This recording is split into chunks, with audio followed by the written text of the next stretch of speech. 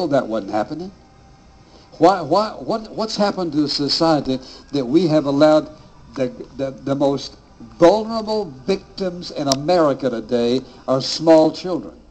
Parent, I want to ask you a question. What are you doing to protect the mind of your children? You say, I got to make a living. I understand that. But you also have to build into your child truths, those biblical truths, listen, that last because they're God's truths and they're eternal. It's your responsibility to instruct them.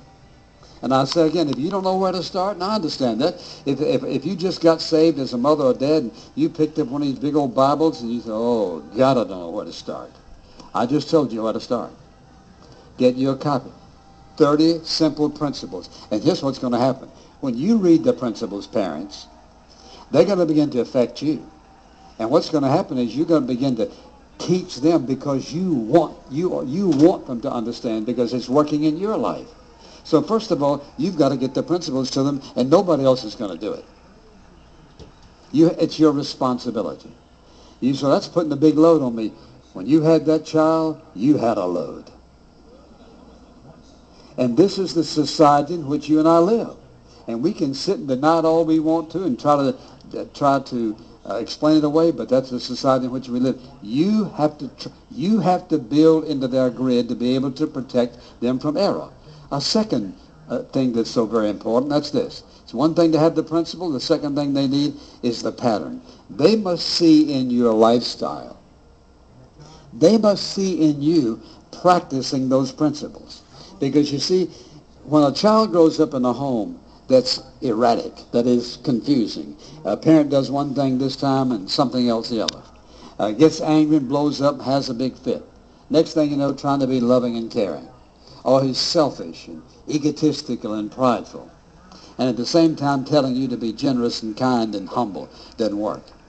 It's the pattern. Somebody says, well, I don't know what the pattern is. I'll give you a suggestion. Read the Sermon on the Mount. That's a good place to start the pattern. And you see, the truth is, the pattern is in the Word of God. This is why you absolutely cannot ignore this book and raise godly children. Number one. Number two, you can't ignore this book and live a godly life. You can't ignore this book and live a successful life. You say, well, I know some people who are successful. Well, because they have a lot of money and a lot of this and a lot of that and a lot of prosperity and promise, prestige, does not mean they're successful. Listen, when you can't sleep at night, you're not successful. When you don't have any peace, you're not successful. When your eternity hasn't been settled, you're not successful. And I can name a lot of things that absolutely cross out people's supposed sense of confidence and assurance and everything is fine and they're successful in life. No, they're not.